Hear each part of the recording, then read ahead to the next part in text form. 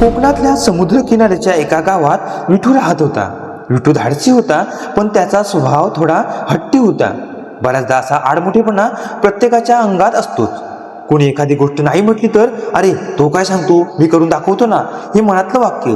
कारण यात खबरदारी ही बाळगलेली असते की कदाचित आपण चुकलो तर लोक साले पुढे तुम्ही काय ते समजून जा. त्याला गावातल्या वयस्कर लोकांनी बजावलं होतं, अमावस्येच्या रात्री खोल समुद्रात जायचं नाही.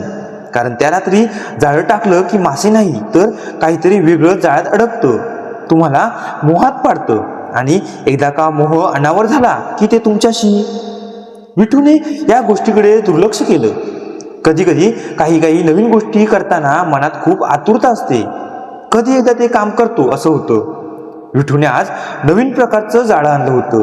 त्याचं खूप दिवसांचं स्वप्न होतं. थोडे पैसे आले की अगदी सेम जाळं घ्यायचं जसं त्याच्या शेजाऱ्याने घेतलं होतं, आणि मग भरपूर मासे.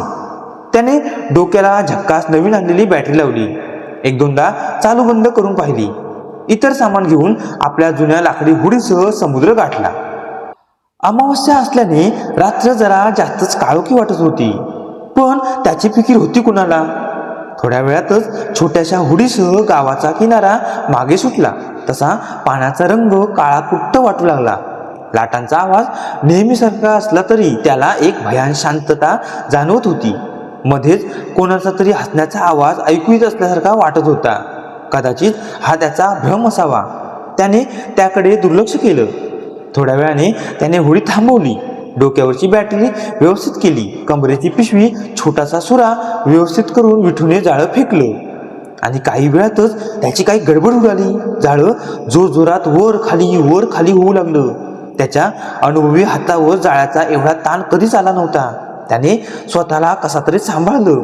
जाळं चारी बाजूनी ओढलं जाऊ लागलं. त्याने थोडी घाई केली. जाळं वरती आलं तसं त्याचे डोळे सर्व काही सांगून गेले. तो खूप खुश झाला होता. एवढे सगळे मासे, आणि ते पण एकाच फेऱ्यात जाळ्यात अडकले. आता फक्त मजा. त्याने पटापट जाळं रिकामी केलं. मासे सोडवून एकत्र केले. आता घाई करायला हवी, तो मनात म्हणत होता. तो एकामागून एक जाळी टाकत होता. मासे वरती येत होते. होडीत वजन वाढत होतं. प्रत्येक वेळेला होडी आणखी पुढे खोल पाण्यात जात होती. माणसाची आशा आणि यश खूप घातक असतं. पहिल्यांदा तो एक लक्ष मनासमोर ठेवतो. ती आशा पूर्ण झाली, यश मिळालं की माणूस ते लक्ष पुन्हा वाढवतो. यात वाईट काही नाही, पण मध्ये थोडा वेळ दिला नाही तर इतर गोष्टीकडे लक्ष द्यायला वेळच मिळत नाही. माणूस भ्रमिष्ठासारखा वागू लागतो. त्याला इतर गोष्टीचा विसर पडतो. यश मिळतं म्हणजे आपलं सगळं बरोबरच आहे असं वाटू लागतं. विठूचंही तेच झालं. आणखी एक फेरा, आणखी एक करत त्याची होडी माशांनी भरली. खूप मेहनत केली तरी त्याला एवढा उत्साह वाटत होता की त्याला वाटत होतं होडी आणखी मोठी असती तर काय मजा आली असती. त्याला आपल्याला काय मिळालं, किती मिळालं हे दाखवून वाहवाही मिळवायची होती. दम घेण्यासाठी तो जरा थांबला. एकदा शेवटचं जाळं टाकायचं आणि निघायचं विचार करतच त्याने पहिल्यांदा एक विडीशली गावली. आता त्याला जाणवायला लागलं, आपण जास्त खोल समुद्रात आलोय. लवकर परत जायला हवं. घरचे वाट पाहत असणार. त्याने शेवटचं जाळं टाकण्यापूर्वी विडीचा एक जोरदार भपकारा छातीत घेऊन बाहेर टाकला. सगळीकडे धूर झाला. काळाकुट्ट पाण्यात फक्त डोक्यावरच्या लाईटचा मंद होत चाललेला प्रकाश, त्याभोवती धुराचं रिंगण. विठूने जाळी वरती उचलली. सर्व हाताची ताकद एकवटली. जाळी फेकली. झालं. जाळी वरती परत काढली की काम झालं. मनात विचार चालू, पण तसं घडणार नव्हतं. थोड्याच वेळात त्याला जाळं जड लागल्याचं जाणवलं. तो मनोमन खुश झाला. त्याने पूर्ण ताकदीने जाळं वर ओढायला सुरुवात केली. जसजसं जाळं वर येत होतं तसतसा वातावरणाचा थंडावा वाढू लागला. हवेत कुबट सडलेल्या मांसाचा उग्र वास पसरला. त्याला आता प्रथमच काहीतरी वेगळं होत असल्याचं जाणवू लागलं.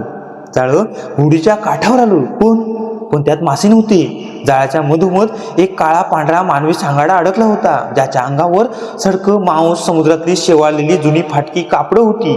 अरे हे काय? शब्द गळ्यात अडकले. एकाच क्षणी सर्व विचार गोठले. हातपाय थरथरू लागले. विठू प्रचंड घाबरला. डोकं ठिकाणावर यायला काही वेळ गेलाच. लगोलग त्याने तो सांगाडा पुन्हा समुद्रात फेकून देण्याचा प्रयत्न केला. पण अचानक त्या सांगाड्याच्या हातांनी विठूचा हात घट्ट पकडला. त्या क्षणी विठू फक्त जिवंत वाटत होता, तो धडधडत्या काळजाच्या ठोक्यांनी. मागोमाग थरकाप उडवणारा एक आवाज आसमंतात भरून राहिला.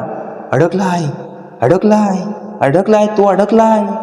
एक खोल घरघरणारा आवाज समुद्राच्या खालून आल्यासारखा वाटला. विठूने खाली पाहिलं. त्या सांगाड्याच्या डोळ्यांच्या जागी 2 लाल लाल निखारे चमकत होते.